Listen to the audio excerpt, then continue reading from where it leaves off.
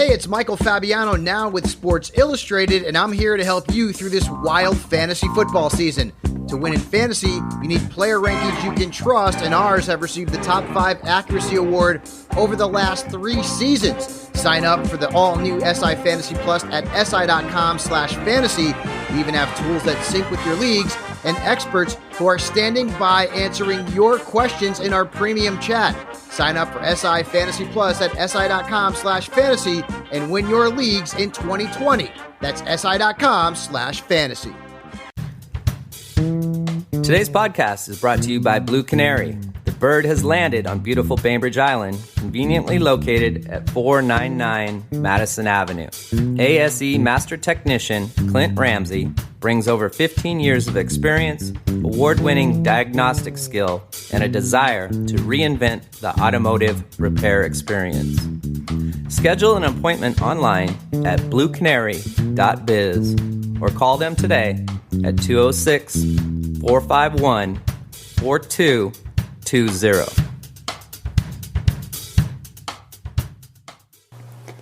I'm Maria Metzler, the Executive Director of Helpline House.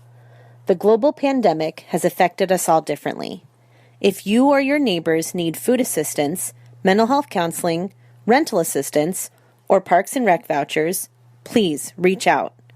Helpline House can help in many ways. Find us on the web at helplinehouse.org. It's what we do. Neighbor helping neighbor.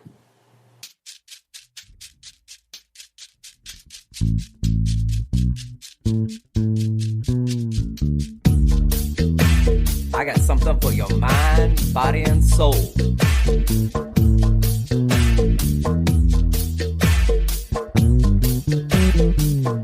I got something for your mind, body, and soul.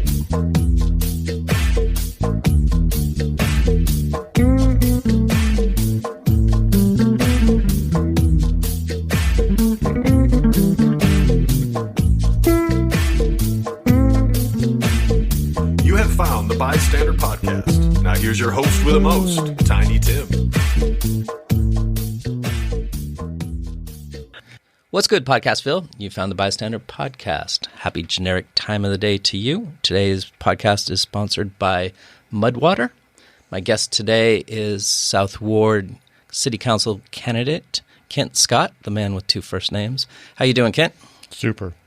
Thanks for coming in and bearing with my technical difficulties here in Studio 15 before we got started. It's nice getting to know you on a more casual level right away. It's nice to see you. Nice to be seen. Yeah. So you've been an Islander 3 decades, yeah? Something like that. All in the South End? Same house. Same house. You living out there on Old Mill by Heyday. Have you been by the house? I don't know exactly which house yours is, but Oh, Jesus Christ, it's the pink house. It's hard to miss it. Okay. Now all the haters know that you live on Old Mill in a pink house. We used to live in a pink house, too, in Broadmoor, which we used to call the Pink Palace. That was our first house. Yeah, we don't have a name for it. No, you do. You can borrow that, Pink Palace. Thanks, but no, I'll pass. So what do you do during the day? What's your day job? Well, I am no longer working. Congratulations. Let's hear it. Yeah, bravo. Yeah, I was reflecting. I started my first job when I was 10, delivering papers once a week. So that means for 54 years I've worked, and I'm all done. Nice. Congratulations. Yeah. What do you do? I don't do much. I'm a stay-at-home dad. Sweet. Yeah. I've happy life, happy wife. I got it good. Yeah. But yeah, I worked a long time. I don't know if you want to talk about that. Well, tell me what the background is. Was it architecture? Was that correct? Something like that. Planning and design, sure. All right. Yeah. Traveled around a lot. I have millions of miles flying. So, Asia? You've been to Asia? Sure. I mean, lots of work throughout the U.S. and Korea, Japan. Okay. Yeah. What do you think about what's going on in China? Do you think they're going to be the world power here pretty soon? Oh, we've made a big jump. Yes. Are we all teaching our kids? I think they already are a world power. The world power, though. Yeah, sure. They're going to make it. Yeah. Yeah. We should all start learning the language. I think it's too hard. What about the currency? You think their currency will take over our currency? Was the traded dollar? I couldn't say. I mean, certainly it's going to be a big problem for us in some ways. Yeah, we like to print money. But capitalism is not a very good system, especially how it's currently practiced. Because you remember what The Economist said about capitalism. I do not. Tell me. Right. There's only one thing more important. What? Government control of capitalism. And we're running a little roughshod now on the money deal. Yeah. Right, so apparently we have an endless supply, and we can just print it, and everybody will trade in the U.S. dollar, and that's what keeps us afloat. Well, it is true that there is a lot. It's just poorly distributed, don't you think? Yeah. I was thinking about, like, what was it, 4 million, 40 million that we gave Israel or something, and, how many more... Wow, we're bringing in Israel. Jesus. We're going to Palestine, Afghanistan after that. Yeah, right. This is a world affair, world politics. Those guys are blood brothers. You figure it out. Well, I would like to figure out kind of the homeless strategy. A lot of money is going to these wars, military. Military seems to be the biggest employer of people in America, and we're selling guns to people so we can fight them with our guns that we make, and it's just a vicious circle, and I'd like to see that money spent a little differently. Well, it is sort of funny how we supported the Taliban fighting the Russians, right? Yes, well... We gave them money. I mean... Didn't we kind of invent the Taliban? I don't know, but we also gave Saddam Hussein money, right? Yes. Yeah, right. But anyway... They were our allies and freedom fighters. But let's go back to homelessness. We did a lot of moving ground there. It's funny. Intersectionality. Yeah. The idea. I mean, it's funny. You can't give someone a house and think it's going to be okay. Right. Right. You have to give them opportunities and some social services for it to be okay, and a house. Would you feel that way if we went to a UBI system, universal basic income, where everybody got $1,000 a month? Do you think that would not catapult people out of some of this homelessness or transitional housing? I mean, you saw that Tacoma is doing that for some residents starting soon. And there are several cities in California that have done that. And all the demonstrations have been successful, no question. But sometimes it's not just money. Right. Yeah. I mean, you're in Canada, you get hurt, you get free health care. It doesn't matter who you are. I mean, here you get hurt, you don't have health care, you're screwed. Mm-hmm. So it's more than the money. I mean, it has to be a full palette of services, to allow someone to have their humanity. Yeah. I think we've gone away from the Medicare for all debate with the presidents and such. I feel like they've put it on the back burner to the extent where, it's just not going to happen. We'll find out. Yeah. We'll find out. You have to have car insurance, though. Yes, and you don't need to have a license to own a gun. Do you know how many concealed carry gun licenses there are on Bainbridge Island? Can I guess? Well, I would hope so. 4,200. It was 1,000 as of about 5 years ago. Okay. Yeah, and how many licenses are there for guns, not concealed carry? No idea. There is no license to own a gun. Wow. So we have no idea. Pretty interesting. Well, how do we measure our homeless... That was a trick question. Yeah. How do we measure our... Here's a trick question, too. How do we measure our transitional and homelessness here on the island? Is that just by random police head counts, or is that by how many kids in school are getting fed for free because of their situation? What does transition mean? In between houses, not quite, just recently lost a job, sleeping on somebody's couch, overstaying at grandma's house, something like that. Yeah. Kind of a transition from having a house to not having a house, or vice versa. How do we count those people on the island, do you know? No idea. Yeah. I mean, the funny thing about Bainbridge is those people who can afford to be here are here. Mm-hmm. I know lots of people that have moved to Squamish, Indianola, Paulsbo, Kingston, because finance has changed. Right. Right. So people leave. Yeah, thank you, county assessor, continuing to jack up the value of my house. Oh, it's not their problem. It was affordable when I bought it, but now the taxes are crazy. Well, you remember Ron Sims? How long have you been in the state? Yeah, I know Ron Sims. Where'd you grow up? Bothell. Yeah, all right. So Ron Sims had one platform when he ran for governor, abolish property taxes. I mean, it is said, if it's true, that up to 30% of all home sales on the island are for people who cannot afford their property taxes. I mean, we are displacing people who are longtime residents that make up a fabric that's critical for the island. For what end? Yeah, I totally see that happening. Very regressive tax structure. Well, you're going into the retirement stage of life, and there's a lot of people that are. And I'm shitting. I'm in my pants. Exactly. There's a lot of people that been here a lifetime and have to go now. They're getting displaced because the taxes are too much. Yep. I mean, there is a category. If you make less than $40K, you get a discount. But it's pretty hard to live in a house if you make less than $40K. Yeah, it'd be hard to get off the couch for $40K. Although I know people who live in some of the boats in the harbor who live on $12K. Yeah. Right. The liveaboard situation's kind of nice. You should interview some of those guys. There are some pretty wise people that live out on those boats. Yeah. Shout out to John Rose.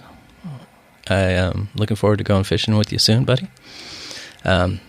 John Rose from Olympic Resources Property Group, yeah. Pope Industries. Yeah, sure. Yeah, he's a good friend of mine. Has a beautiful boat, and he's chose to have the liveaboard lifestyle. Yeah. That's kind of nice. Yeah. Well, let's carry that over to affordable housing. That seems to be the hottest topic on this island, and the type of housing that we build, the McMansions or the generational housing or the ADUs or small squatting places and boats. People are struggling to find a place to live and work on the same, scale. Some people that work here can't afford to live here. And is that something that we just need to accept, or is that something that we can fix as a city council? Creating affordable places to live. Yes. Yeah. I mean, it's obviously a huge topic. Huge topic. I mean, what is affordable? Who should have access to, quote, affordable housing? Well, let's say minimum wage at $15. McDonald's, shout out to you for $16 an hour. That person works 40 hours a week. Can they rent a dwelling on the island, for less than 2/3 of their entire paycheck? Well, shoot, what do those numbers come out to? If you're making $16 an hour, so you're making $32,000 a year, and a third of that is $10,000, which means you've got $900 a month. How much does the studio cost at Bliss?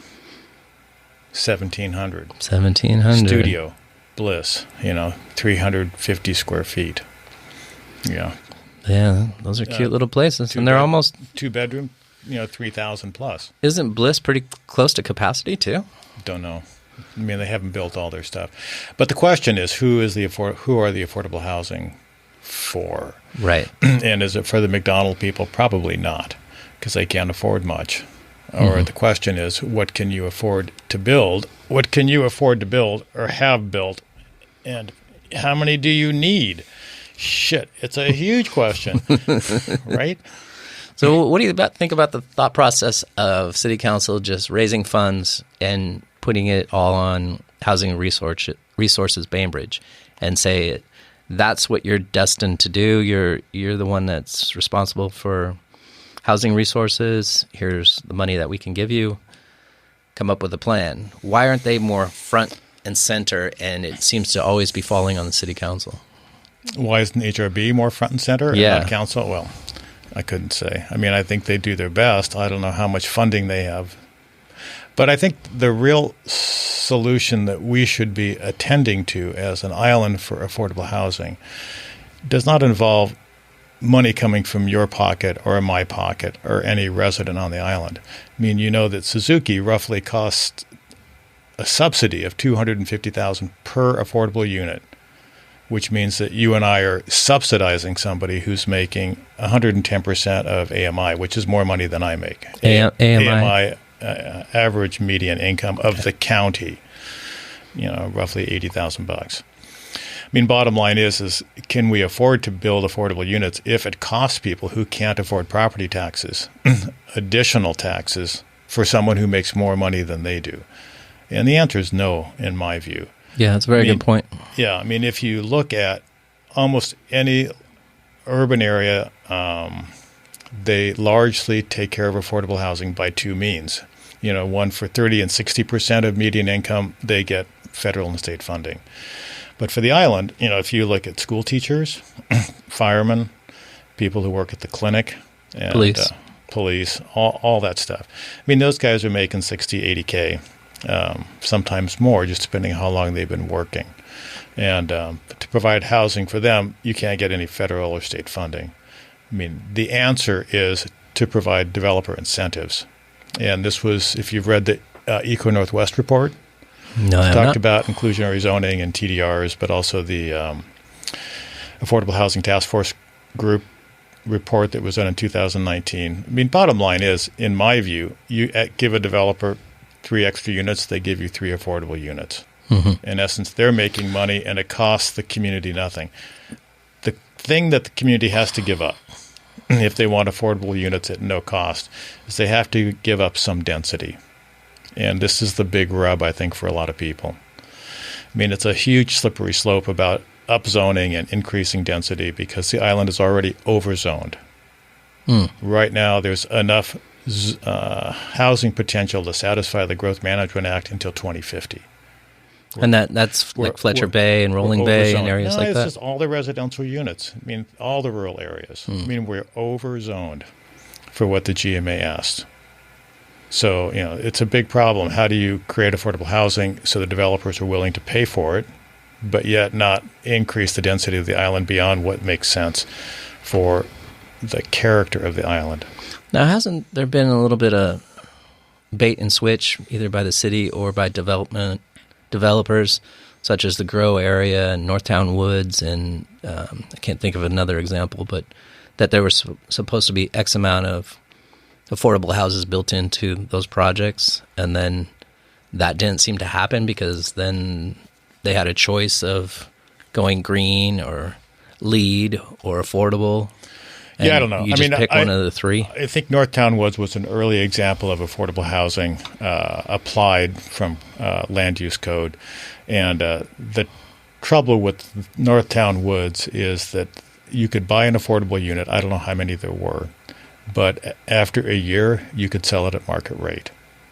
I mean, that was a mistake, and that's now been fixed. I don't know about anything at Grow Community, but my understanding is all affordable units that have been built subsequent to Northtown Woods, it's in perpetuity based on a formula to be affordable. Okay. Yeah. How do you feel about the 2 Mike Burns projects, one the hotel and then the one that was mixed retail affordable housing on Madison there where the roundabout went in? He was going to demolish that, provide all the tenants in that building a place to live, and was going to upgrade the playground and make it a mixed-unit retail condominium right there in downtown Winslow, in Madison. I know about the hotel. I don't know about the other site. Okay. Well, that came crashing down. Is that the one right on the corner of the roundabout? The one where HRB is getting some affordable units? I believe so. Yeah. Well, that's going ahead. So maybe you're talking about a different site. But maybe it was a different project. But let's talk about the hotel. I mean, legally, the hotel was allowed because you could buy extra bonus and build it. I mean, it was a... So that's a part of upscaling? Or? Well, you know that there's a big break between what the comp plan says, which is a vision for what Bainbridge should be, and what the land use code allows. I mean, the comp plan says hotel in Winslow, super, 15 units. Mm-hmm. And but because Mike Burns was allowed, because the mechanisms of the code allowed it, he could up that to 87 units. I mean, and many people will say, and I completely agree, and Heather Wright, planning director, agrees that the land use code has to be brought in line with what the vision is in the comp plan.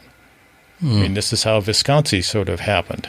I mean, there was a lot of it just didn't work out as the comp plan envisioned.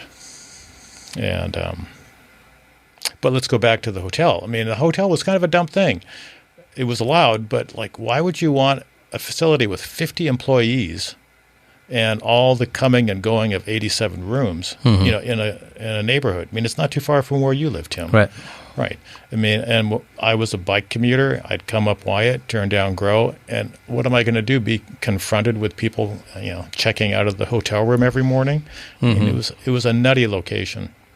I mean, it's bizarre to me that the 20 acres of the Ferry District, which, you know what I mean? Yeah. Diamond Lot, the State Lot, City Lots. I mean, there's a whole bunch, and then private owners. I mean, that looks like Linwood when I was a kid growing up, just one big sea of asphalt. I mean, wouldn't that make sense to be a nice urban district with a bunch of hotels with views of the water? Yeah. Get off the boat, just drag your bag up to the hotel door. I mean, why would you put a large hotel at the very west end of Winslow in a residential area? But it was allowed, so that's a curious thing. Yeah, I guess I'm a little twisted that it went so far in the development plan, and then it seemed like the rug was pulled out from underneath him. Yeah. And it's like it could have been stopped a lot earlier before a lot of money went into that project. Well, do you remember the bridge to nowhere? Yes, I coined that phrase right here on the Bystander Podcast. How many times did that go? Yes, no, yes, no, yes, no, yes, no. Fat no for me. Well, it was a big. Yeah, it's a long story, but the same thing with the hotel. Why wasn't it stopped earlier? Why wasn't the bridge to nowhere stopped earlier? Because there weren't adequate decision makers on council. What drives you nuts about the current city council in the last 4 years or so? What has motivated you to say, hey, I want to step up because I don't like seeing X, Y, Z? Oh, that's too big a question. Let's take it in little pieces then. I'll try it. I'll try it. Okay. The 4 that are sitting on the left of the dais, so what do you think of them? And then the 4 on the right. Yeah. Well, it is a really curious mix of people. Yeah. How long did you live down Island? Over 10 years. Yeah. Okay. So I guess I beat you. Yes. Right. Matt Tierman was my first guest. Yeah. So I've been messing with council for a while. Some people say that we should pull up the bridge. Right. Too much change. But I wonder, would you mind leaving? Because you've disrupted my quality of life. You've only been here 10 years. Yeah, and since, Would you mind? We've been long-term friends. I just did a yes or no. I will do that would for you. Would you leave, please? Yes. All right. Thank you. Gone. Yeah. No, I can't leave. I like it here. Yeah. Well, we can talk about if Bainbridge is better now or not. Certainly different. But speaking of council, and this goes to the point, it seems like there are some people who want no change and some people who want, in my view, reckless change. I mean, it's really amazing to me that where is the candidate and where are the council members who want wise change? Right. Right. They're not elected. There seem not to be. Yeah, we were talking a little bit before we got on air about Dennis Miller saying, I just want to do the right thing, and he didn't come across as a viable candidate for a lot of people, but he was there wanting to listen to what people wanted. He was going into it with no agenda. And I don't think you can do that. Yeah, it's not a great platform. No, but, I mean, what's really interesting is how do you solve the affordable housing problem? Some people would suggest we increase density in rural areas. No, I feel like we've met the density quota already. No, but how do you solve the affordable housing issue? If you allowed somebody to put a duplex on their property, or if you allowed someone to put 2 ADUs, or if you allowed someone to build small houses, some people think that's a solution to the affordable housing problem. It could be a partial solution. It's not a solution at all. No?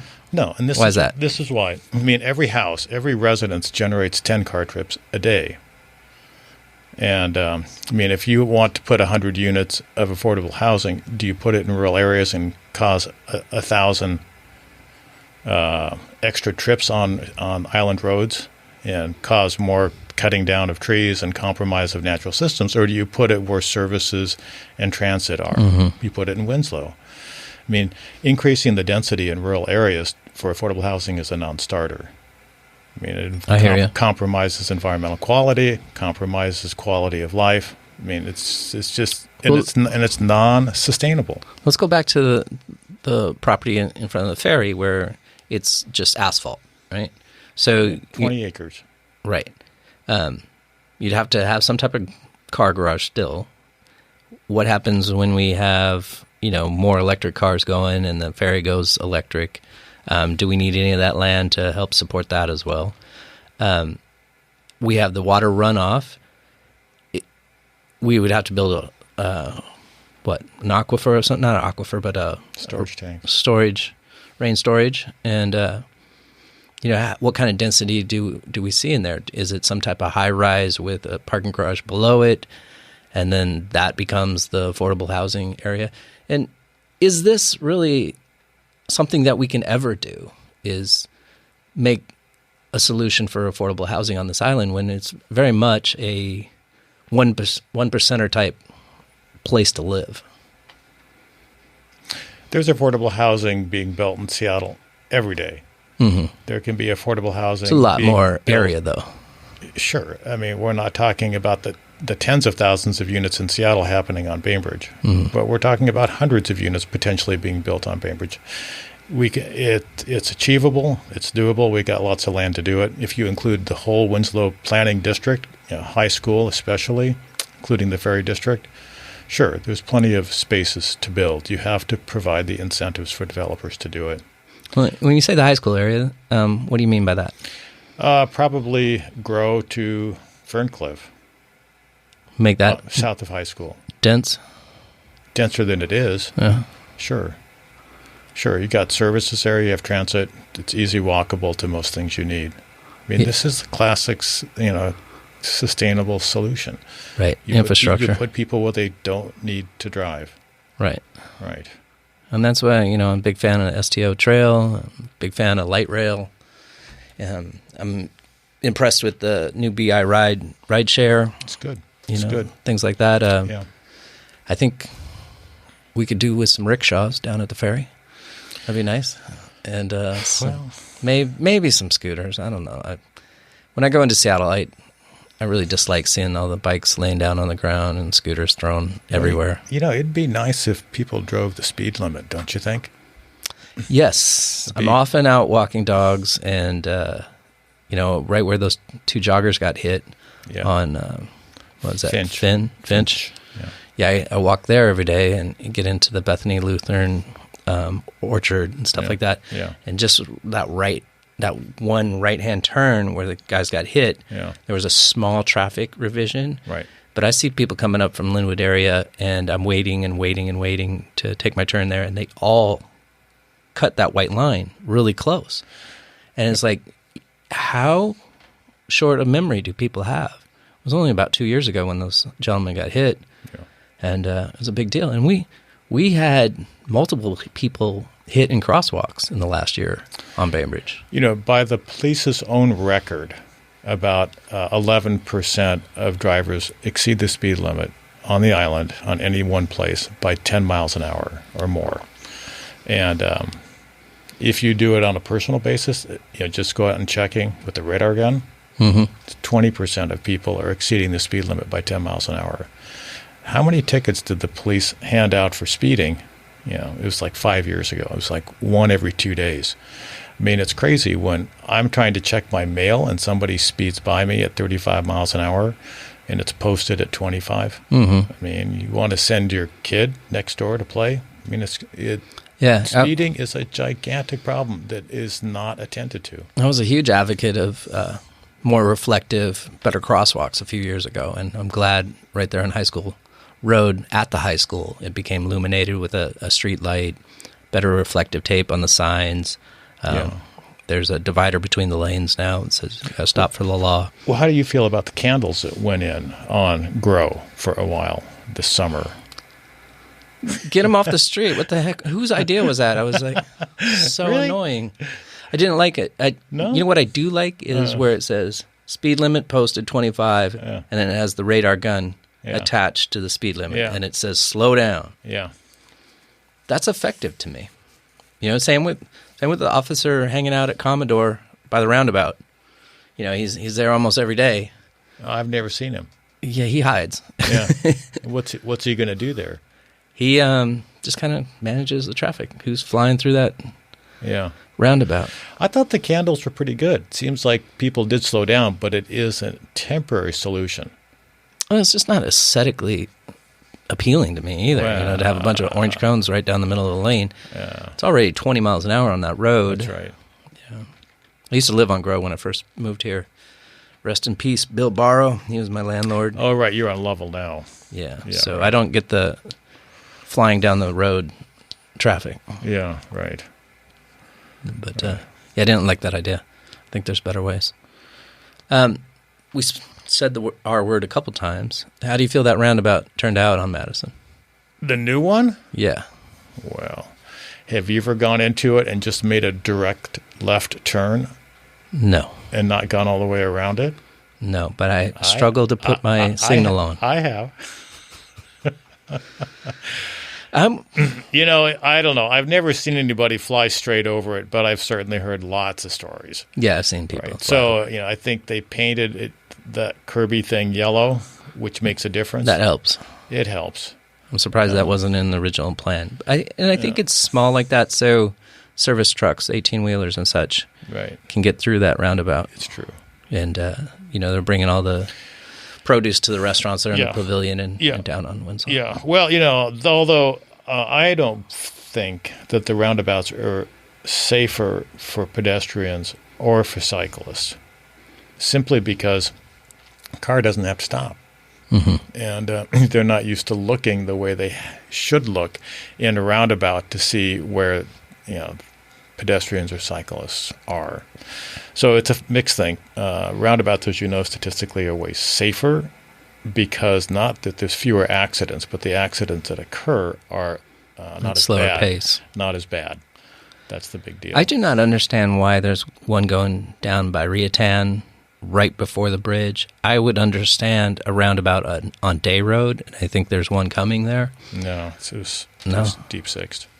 It was. Yeah, It was on the table for a while. that's right. But why is the one so close to the bridge going in? Because you can't turn left or right off that roundabout. It was that combo effort. I think it may be Westport, Madison, or it could be Agate, whatever they call it, Agate, what that goes into Blodell. But the thing is, they need a place to come out, go north, and then turn to come south. So the second one at not Rioton, but at the one before that, I forget the name of the street, but it's to allow people who are coming out of Westport, Madison, because they can't go south, they have to go north. It's the only way they can go, and then they come around and come south at the next roundabout. That's why there's two. But how much traffic's even coming out of Port Madison? Well, here's a bigger thing. WashDOT was asked when they were designing the roundabouts, the goal here is to move cars through, and they said, yes, that's the goal. We want to move more cars more efficiently. So they said, yeah, we want to move more cars more efficiently. But so the question was asked, well, could you slow the speed limit down, and would that achieve the same thing as building roundabouts at $40 million? And they said, yeah, that would achieve the same thing. So then why aren't you doing it? Yeah, it seems like changing a speed limit sign is a lot more cost effective than cutting down trees and putting more asphalt and just safer. I mean, again, non-motorized cyclists on roundabouts, that's scary business. Mm-hmm. Yeah. So, but here we are. Yeah. It's a done deal. They're building them.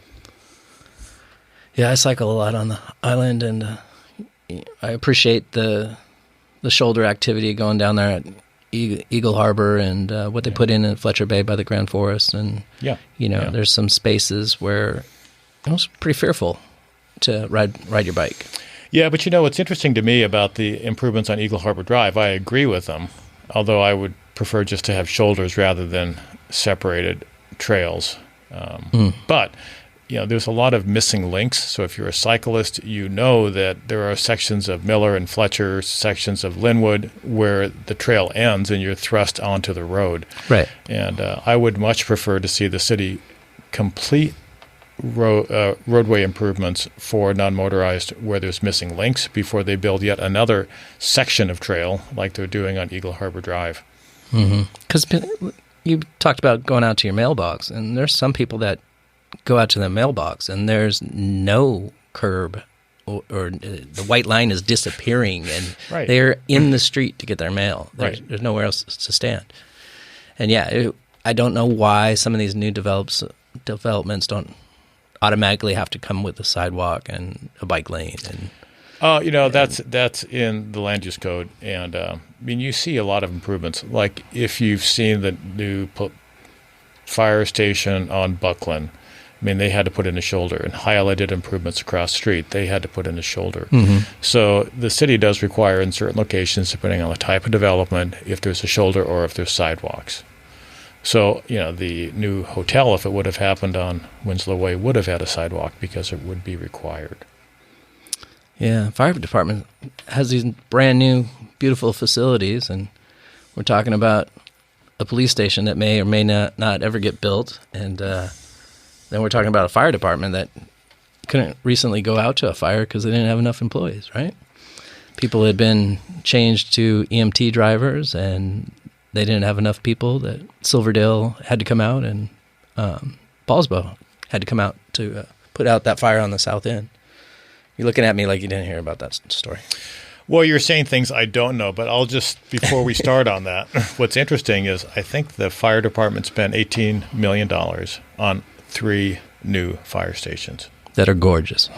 Yeah, I don't know. I've only toured the main one on Madison. Mm-hmm. I haven't been in the other ones. But, handsome buildings, well-designed, well-built, $18 million, 3 buildings.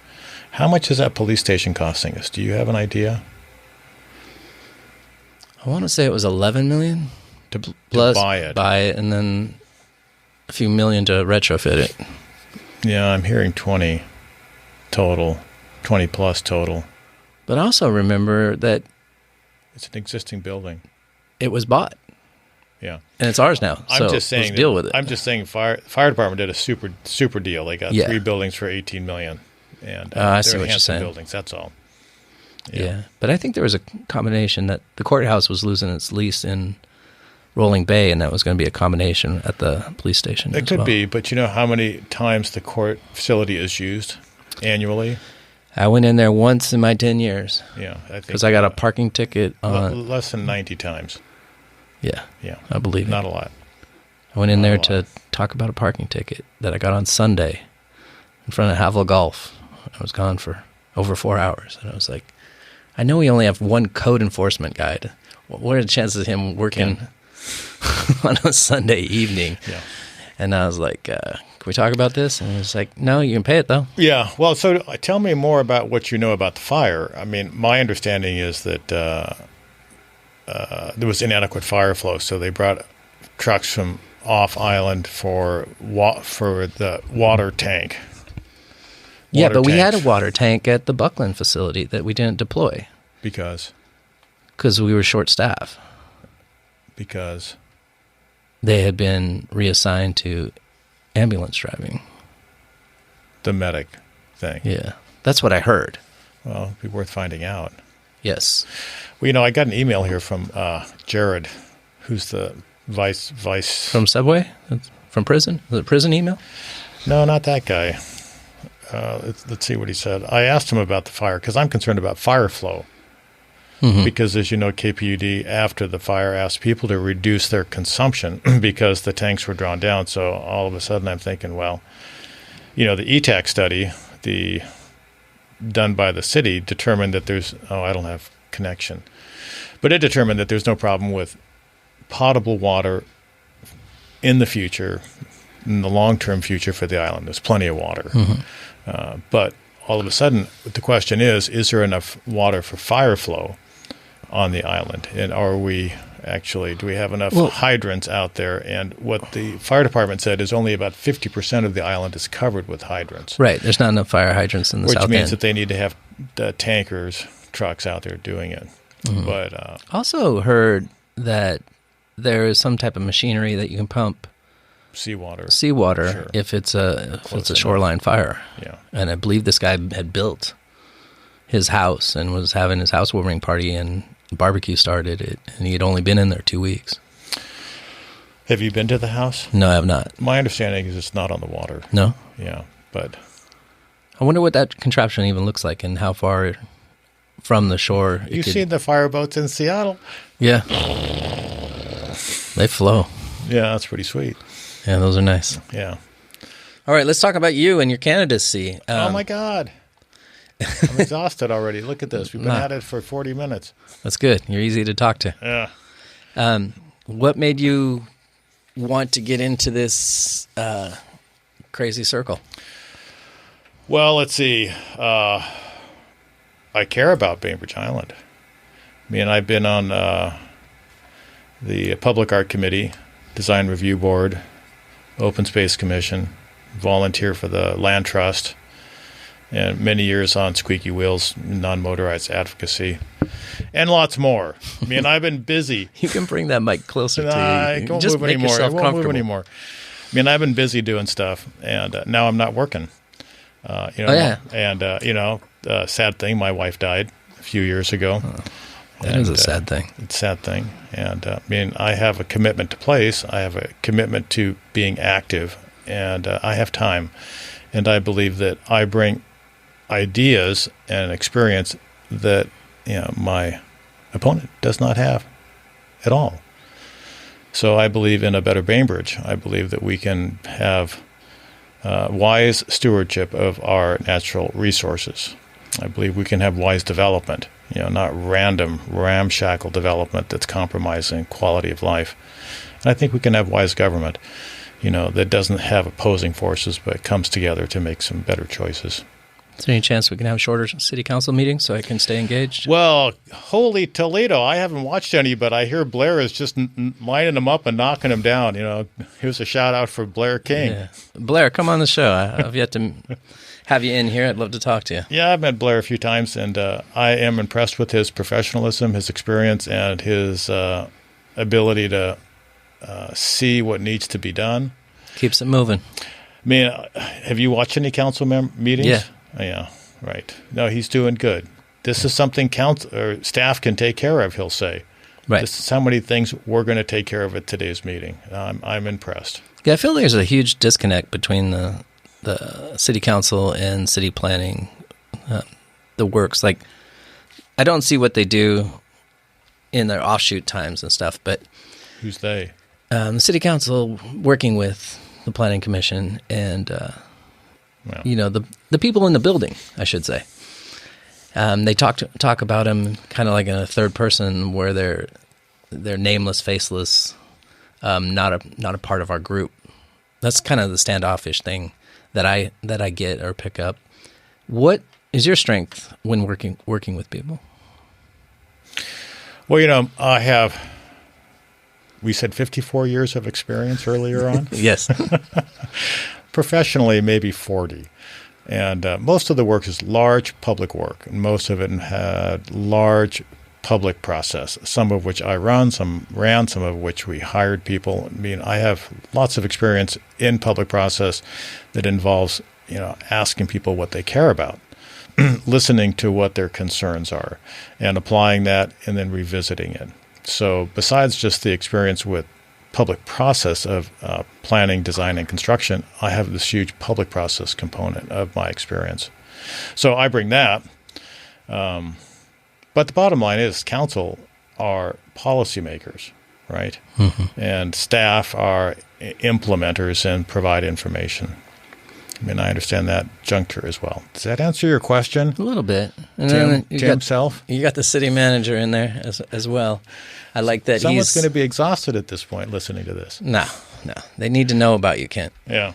I like that Blair's in there fully participating. Because I felt like sometimes in the past, Morgan and Doug would sit back and take a lot of things in. Blair doesn't hesitate. He steps right up and says how he feels and interjects and keeps it moving. The one thing I did like about Cole when he was mayor, he tried to keep the meetings moving. But he was Machiavellian. I mean, he had agendas too. Yeah. Yeah, for sure.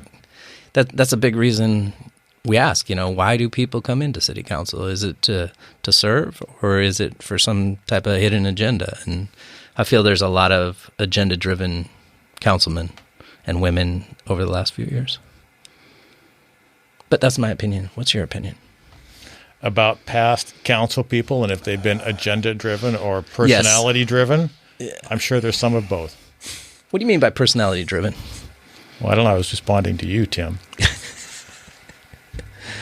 I like how you're messing with me. You started it. Yes, I did. And we're going to continue. Yeah. What are the things that are a high priority if you get on council for you? Right. I don't know. You're just going to wing it? You want to edit this? No. I want you to tell us how you're going to make a positive change for the people of Bainbridge Island. Yeah. Beautiful Bainbridge Island. Yeah, right. I believe that we cannot stop change. So I think the question is, how do we affect the most constructive change? And change means both providing services, businesses, and providing housing for people.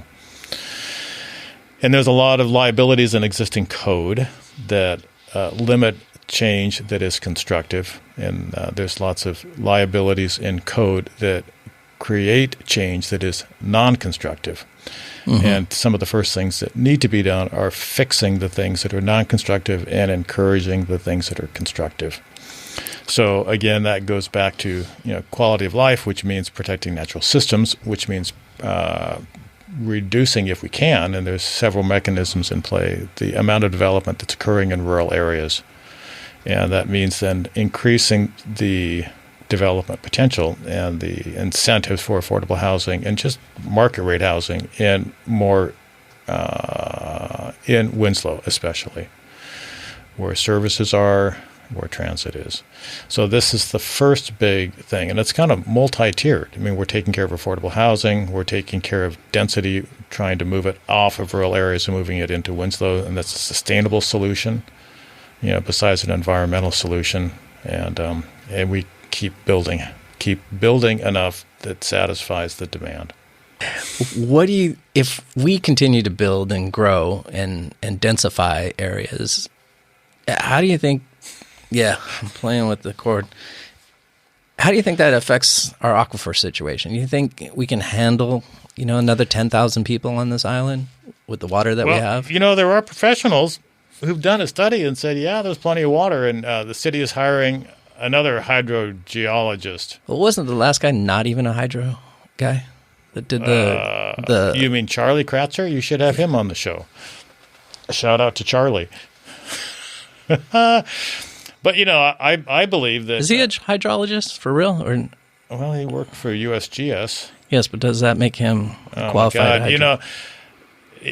The modeling that USGS has that they've developed, you've seen the report that shows where the aquifers are, how much water goes in, how much water goes out, all that stuff. I mean, it's pretty daunting that you can model this stuff, but it's pretty daunting that cell phones work, for that matter.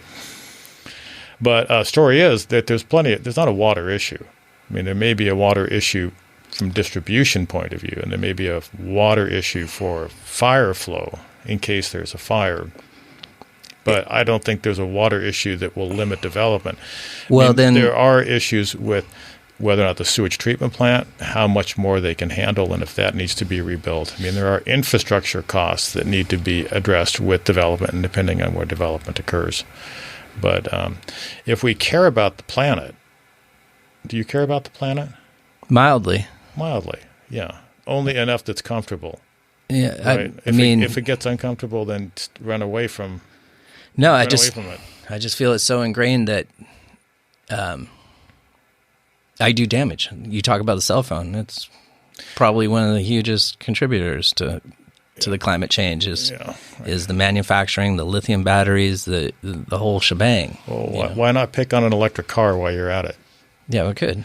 Yeah, but the bottom line is, if we care, I don't have a horse and buggy, and you may not care in a meaningful way, because what you have to give up isn't your cell phone; it's 80% of your purchasing power. Yeah, that's what you have to do. Consumerism, flights. Did you get that? 80% of your purchasing power. Yeah. Climate change, I'm all for ethical sourcing and doing my part to some extent, but am I balls to the wall going to make a change for this planet, I don't think I have that capacity. No, nobody does. Right. But the bottom line is, if we're going to develop Bainbridge, should we do it in a rational, climate-sensitive, environmentally sensitive way? Mm-hmm. And I think we should. I don't believe in compromising and putting more cars on the road, cutting more trees down, putting more units on every residential lot. I mean, that's non-constructive. That's not helpful. I mean, that's making the problem bigger, and we're not any better off.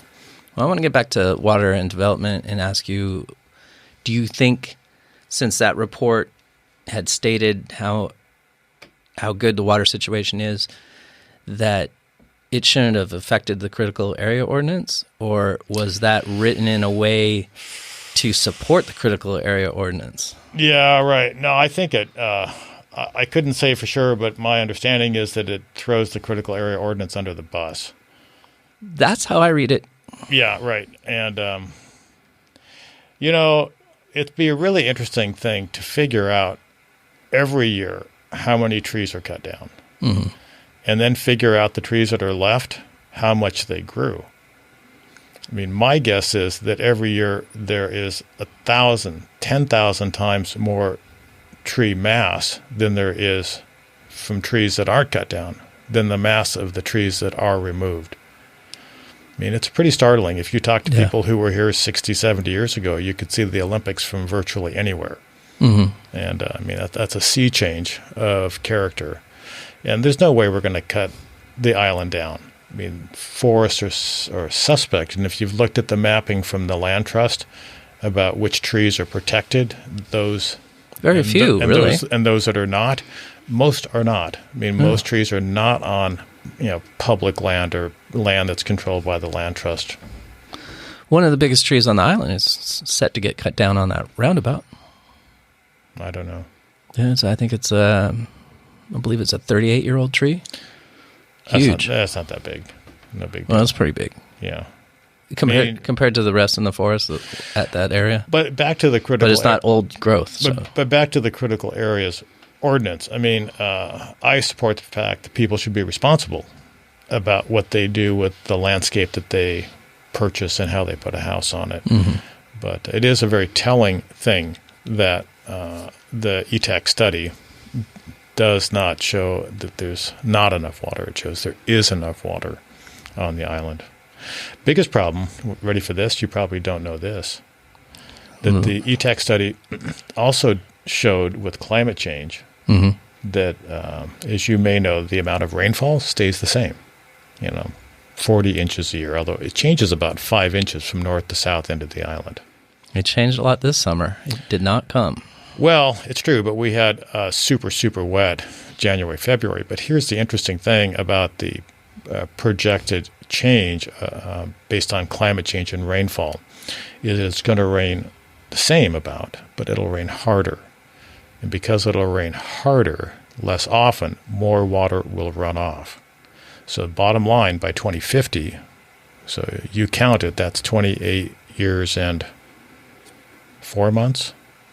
I think I'll be past by then. You may be past, but here's the bottom line, is that the projection is that there's a 40% decrease in water infiltrating into the ground because it's running off. The rains are harder. What does that mean? It means a lot of the trees are going to die. We have maples, firs, alders, cedars dying now.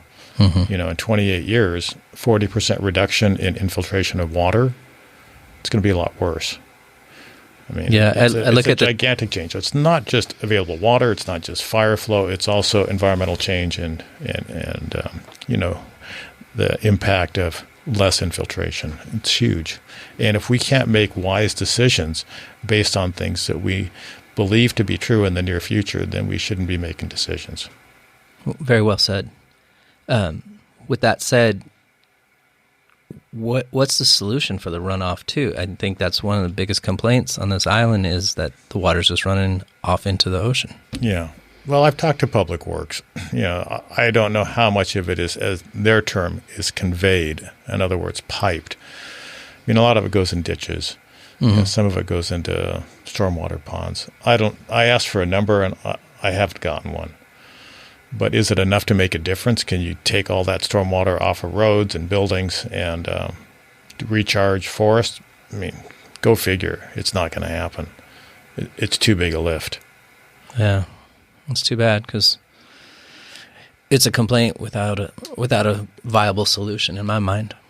Yeah, I mean, you should have, Gina King or somebody from the Land Trust, Brenda Padgham, maybe even Jane Stone, come in and just talk about, what they're seeing from a landscape point of view.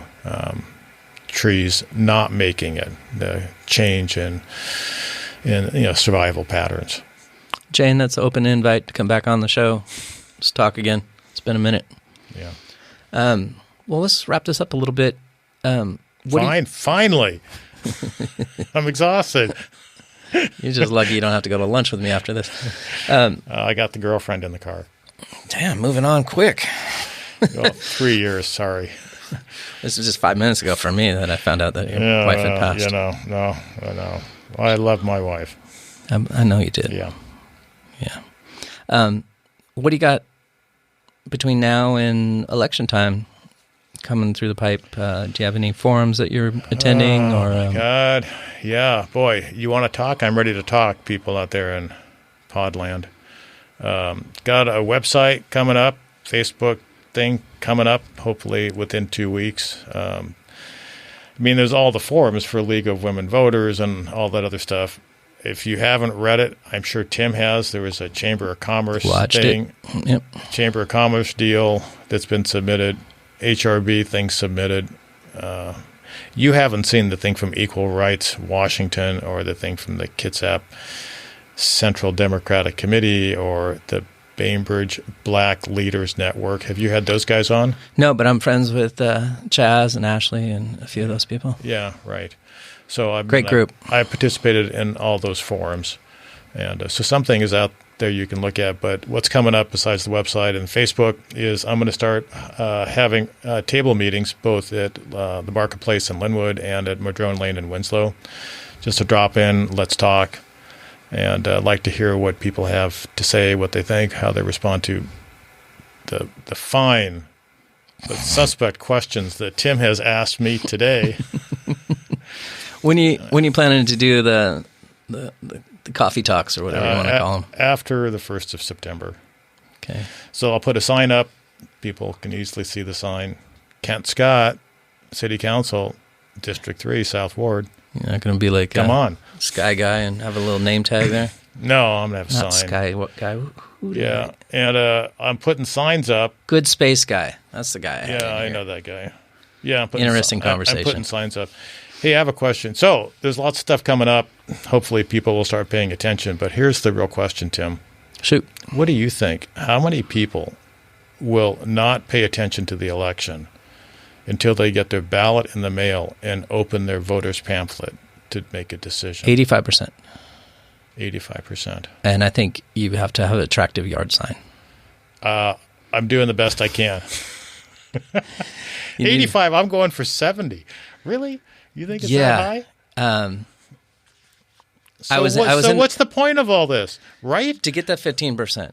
Because and I mean, you look at this. You think 85% of people who will vote? This is like what percentage of people who will vote will not know anything about the election until they get their ballot and open up the voter's pamphlet? Be less than 85%, I think. Yeah. There's some people paying attention, but as I watch on Zoom meetings at City Council, there's hardly anybody watching. The paper does a horrible job in my mind. Yep. This podcast is hopefully a small portion where a few hundred people can get access to a conversation they wouldn't have normally, and find out more about you and other candidates. Hopefully on my Facebook page, when you get your coffee dates, I'll publish them there as well. Great, thank you. It's hard to get a following of truthful listeners. People will not participate. Politics are ugly. I don't want to talk about religion. I don't want to talk about politics. That seems to be the standard thing. I don't care who runs the zoo. It's always going to be a zoo.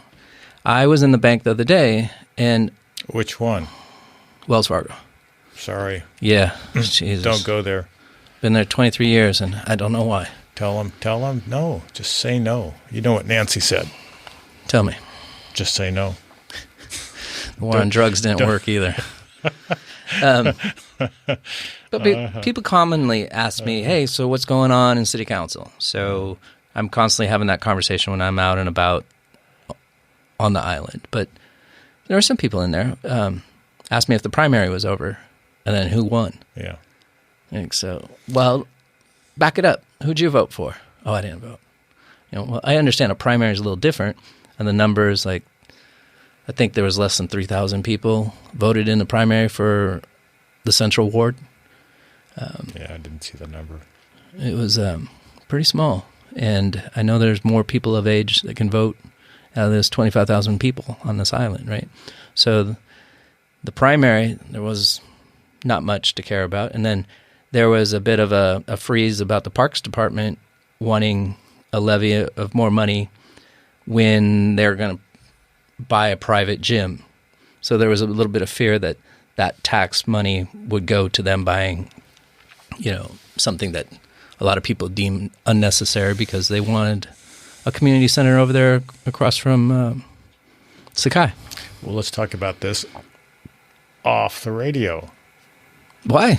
Because We can listen. it's Parks' choice. It's nothing to do with City Council. But it does have a correlation with voting. It's on the same thing. So we were talking about sidewalks earlier. Why has there not been another multi-use levy drawn up since the last one failed? Last one was written really poorly, and it was very costly, and it was going to basically improve a block per year for X amount of years. Well, it's a little more complicated than that. What Matt Tierman and other council members asked for was a $15 million blank check, and they were going to choose what it is that happened. When a lot of dedicated people, and a shout out to Demi Allen, worked hard to come up with a list of projects that made sense that would improve safety on the island and improve mobility. But council kind of threw that under the bus. Well, it's poorly worded too. Yeah. So what is on the fire now is the Sustainable Transportation Plan being done by Nelson Nygaard, and you should probably have somebody on it to talk about that. It's pretty interesting. It's supposed to have a list of priorities, but what it will not have is any engineering. So in other words, if I think that doing an improvement on Sunrise is important, the plan that they've spent, I don't know, $350,000 on and had dedicated staff time for 2 years, it won't let me know how much that's going to cost. So I have to go out and figure out the cost for all of these before I can come up with a bond issue so that I can go to the public to say, hey, let's make some improvements. Something is in the works, but it's just a ways away, and I'm hopeful that the plan makes enough sense that we can actually use it. So I can, the old, not Rockaway, but that rock beach there where the mudslide was down below Sunrise. I can't believe that lady got the permitting to build a house right where that disaster was, and that whole row has been condemned. And then she came in there and put massive retaining walls up there and such. But I see Sunrise is such a high cliff, and that's where the little girls had the accident too. Yeah. Recently, there is no shoulder. When I want to ride from Winslow to Bainbridge and back, Sunrise is one of the roads that I take. And after I get past Bay, Hay, and Feet, it's difficult, and people fly down that road. Yeah. We're back to more speed enforcement, or maybe lower speeds. Yeah, sidewalks still, all that stuff. Well, hey, last question. We'll let you go. What do you know about shoreline management? Yeah, I know that, at least the story is that Paulsbo Shoreline Management, their take on what the state's requirement is, but Paulsbo came up with a plan that's 40 pages long. How long is Bainbridge's Shoreline Master Plan document? See, that's one subject. That's 167 pages. Ooh. And, story is, it's a little unclear, Bainbridge. And it's a little bit back and forth. And it's clear that Bainbridge needs to update it, which is in the process and has been in the process of update for the last year. What actual work's being done? What makes sense is to have Heather Wright and maybe Peter Best, who's the principal planner and the planning director, come in and talk about it. There's no question that it's difficult for a shoreline owner to make sense out of the current document, and that an update is needed. And I support making the document make sense so that people can build sensibly. So I'm not familiar because I'm not a beach guy. What does it have in it, that city responsibility and landowner responsibility? Where are we at, and why is it talked about a lot? I hear that the plan needs revision and needs being updated, but I've never really come in contact with somebody that's explained what it is. Again, I would have Heather Wright, planning director, and Peter Best, the principal planner, working on those things, come in. I mean, if I had a dream, it would be that Christy Carr would be running for council for the South Ward District 3, but she's not. But she's also pretty informed about this. She's a kind of off-the-chart woman that can help you with this. All right, Kent. Thank you for your time. I wish you all the best with this election. Let's talk some more. Definitely, when you get those little coffee stops going, I'll show up and that'd be great. Hang out. Yeah. Listen to what people have to say. I'm interested in everybody's comments and ideas. Yeah. Okay. Well, Tim, thank you very much for asking me, and let's do it again. My pleasure. I look forward to it. Right. You've been listening to the Bystander Podcast. Be kind.